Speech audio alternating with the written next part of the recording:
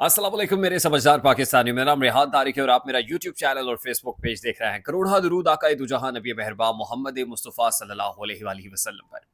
इस दुआ और इस उम्मीद के साथ इस व्लॉग का आगाज़ करते हैं कि अल्लाह रब्बुल इज़्ज़त इस मुल्क के फैसला साजों के दिलों में समझदार पाकिस्तानियों के लिए नरमी पैदा कर दे।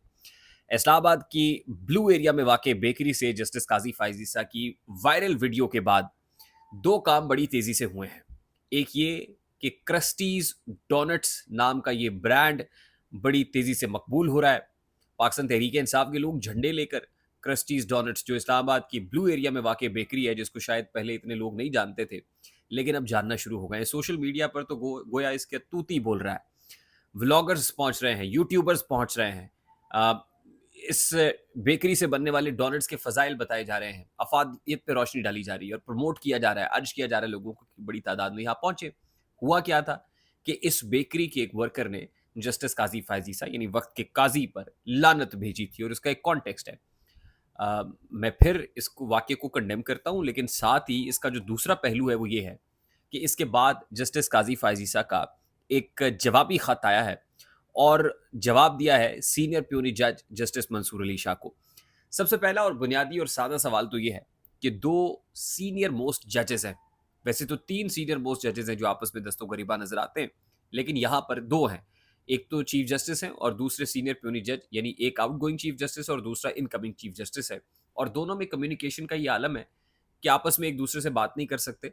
खत लिख के, खत किताबत करके इन राइटिंग चीज़ों को बयान कर रहे हैं। जस्टिस मंसूर अली शाह ने जो पहले खत लिखा था, उस खत के अंदर उन्होंने इस शिकवे का इजहार किया था कि प्रैक्टिस एंड प्रोसीजर तरमीमी ऑर्डिनेंस जिस अंदाज में आया है वो अंदाज कुछ अच्छा नहीं, मुनासिब नहीं है। जस्टिस मुनीब अख्तर को जिस अंदाज में निकाला गया है, इस प्रैक्टिस एंड प्रोसीजर एक्ट तरमीमी ऑर्डिनेंस के मुताबिक जस्टिस मुनीब अख्तर को रखा भी जा सकता था, निकालना मुनासिब नहीं। और ओवरऑल जो जिस अंदाज में जो जजेस कमेटी केसेस मुकर्रर कर रही है, उसके ऊपर जस्टिस मंसूर अली शाह ने सीरियस रिजर्वेशंस का इजहार किया था। और उसके बाद हुआ ये था कि जस्टिस मंसूर अली शाह ने प्रैक्टिस एंड प्रोसीजर एक्ट तरमीमी ऑर्डिनेंस के बाद बनने वाली कमेटी में बैठने से माजरत कर लिए, वो नहीं जा रहे। और जस्टिस मुनीब अख्तर ने इस कमेटी के तहत बनने वाले बेंचेस में बैठने से माजरत कर ली है। अब जस्टिस काजी फायज ईसा ने जो जवाबी खत लिखा है, उसमें एक तो उन्होंने अब ये बताया है कि वो कितने आइन के मुहाफिज हैं, पासदार हैं। उन्होंने अपनी तारीफों के पुल बांधे हैं हमेशा की तरह, और उसमें बताया कि अभी तक उन्होंने क्या क्या किया है, क्या अच्छा किया है। और उसके बाद चार्जशीट पेश कर दी है जस्टिस मुनीब अख्तर के अगेंस्ट। जो सीनियर मोस्ट जज है उनके अगेंस्ट चार्जशीट पेश कर दी है। वो कह रहे हैं कि जज साहब का रवैया मुनासिब नहीं था, नंबर वन। दूसरी बात वो ये कह रहे हैं कि मौसम गर्मा की तातीलात में जस्टिस मुनीब अख्तर साहब ने बिल्कुल कोई काम नहीं किया। वो उन्होंने फुल जो है ना समर वेकेशंस एंजॉय की हैं और बिल्कुल उन्होंने गवारा नहीं किया कोई टेकअप करे। इसके साथ साथ उन्होंने जस्टिस मुनीब अख्तर साहब के कंडक्ट के ऊपर जो सवालिया निशान लगाया है और सवालात उठाए हैं, वो भी बड़ा मानी खेज है। एक तरफ उनके कंडक्ट पे सवाल उठाए हैं, चार्जशीट पेश की है, दूसरी तरफ अपनी तारीफों के पुल बांधे हैं। ये बतौर इदारा अदलिया का हाउस इन ऑर्डर नहीं है, ये बता रहा है। बतौर इदारा अदलिया की साख पर चंद संजीदा सवालात उठा रहा है। और ज़ाहिर है ख़त किताबत के ज़रिए से ही होगा कि मैंने सनम को ख़त लिखा, ख़त में लिखा।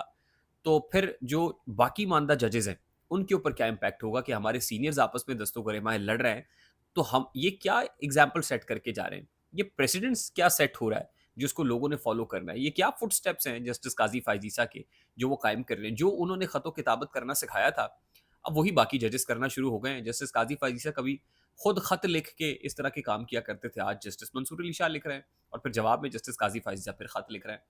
अच्छा, ये सारा फस और क्योस है।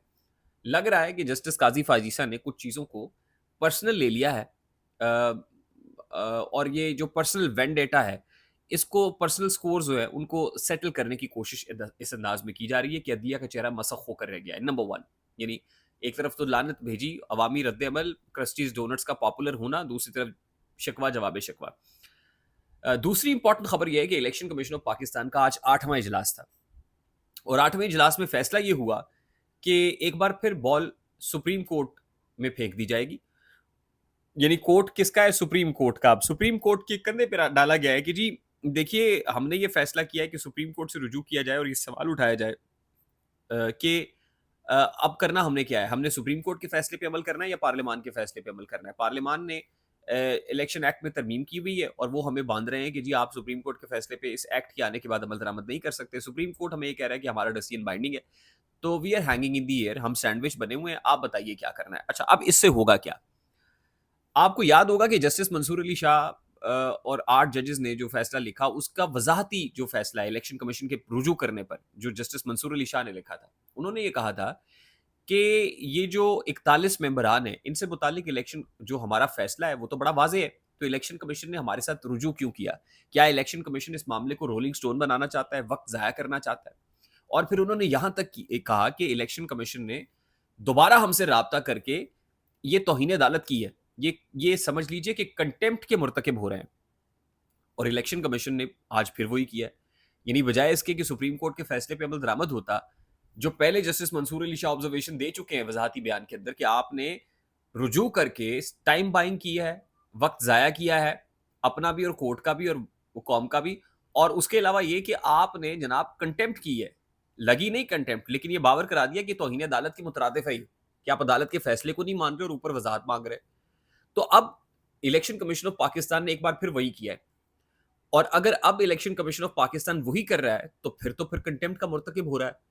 پہلے تو صرف آپ کو اشارہ کیا گیا تھا, دھمکی دی گئی تھی, اب تو آپ باقاعدہ وہی, یعنی اس کے باوجود آپ نہیں ٹلے رکے اور آپ نے پھر سپریم کورٹ سے رجوع کر لیا, باوجود اس کے کہ آپ کو پتا ہے کہ فیصلہ بائنڈنگ ہے. اور بھائی آپ سپریم کورٹ کے فیصلے پہ عمل درآمد کریں, اس کے بعد پارلیمان جانے, سپریم کورٹ جانے, آپ بیچ میں کیوں ایک گلے کی ہڈی بنے ہوئے ہیں, آپ بیچ میں کیوں ایک مین فریق بنے ہوئے ہیں؟ تو الیکشن کمیشن آف پاکستان نے جو کیا ہے اس کے بڑے سیریس امپلیکیشنز ہو سکتے ہیں اگر میں جسٹس منصور علی شاہ صاحب کی اس وضاحتی جو نوٹ ہے اس کو دیکھوں تو. اچھا, اس کے ساتھ ساتھ کچھ اور امپورٹنٹ خبریں بھی اب وفاقی دارالحکومت شہر اقتدار اسلام آباد سے آ رہی ہیں, اور وہ یہ ہے کہ جو آئینی مسودہ بنا تھا, جو ڈرافٹ بنا تھا جس کو حکومت اون نہیں کر رہی تھی, اور پھر ملٹیپل ڈرافٹس آنا شروع ہو گئے, اور ایک ڈرافٹ میڈیا میں بھی آیا, اور پھر اشارہ اسٹیبلشمنٹ کی طرف کچھ لوگوں نے کیا کہ جی اسٹیبلشمنٹ کی طرف سے یہ ڈرافٹ بنایا گیا تھا اور حکومت کو دے دیا, اور حکومت نے بھی نہیں پڑھا تھا. تو اب ذرائع اس بات کی تصدیق بھی کر رہے ہیں کہ یہ ڈرافٹ وہاں پہ جو بات کر رہے ہیں ذرا اس سے ہٹ کے اور سوچئے, سپریم کورٹ کی طرف اشارہ کر رہے ہیں کہ سپریم کورٹ کے اندر یہ جو ڈرافٹ ہے وہ تیار کیا گیا. سپریم کورٹ کے اندر یہ ڈرافٹ کون تیار کر رہا تھا؟ کیا اشارہ جسٹس قاضی فائزیسا کی طرف ہے کہ وہ ڈرافٹ تیار کر کے حکومت کو دے رہے ہیں کہ لے آؤ اور میری مدت بھی بڑھ جائے گی, اور جو قانون سازی ہے آئینی عدالت بھی بن جائے گی, اور پھر سب ہنسی خوشی رہنے لگیں گے؟ کیا یہ سپریم کورٹ بھی باقاعدہ ملوث ہے؟ یہ ایک بہت بڑا سوالیہ نشان ہے. آئی ہوپ میری بات آپ تک پہنچی ہوگی. اگر پہنچ جائے تو ویڈیو کو لائک اور شیئر کرنا مت بھولیے گا. چینل پہ نئے ہیں تو چینل کو سبسکرائب کر لیجیے گا, بیل آئیکن ضرور دبائیے گا. مجھے ریحان طارق کو اجازت دیجیے, اپنا بہت سارا خیال رکھیے گا. السلام علیکم.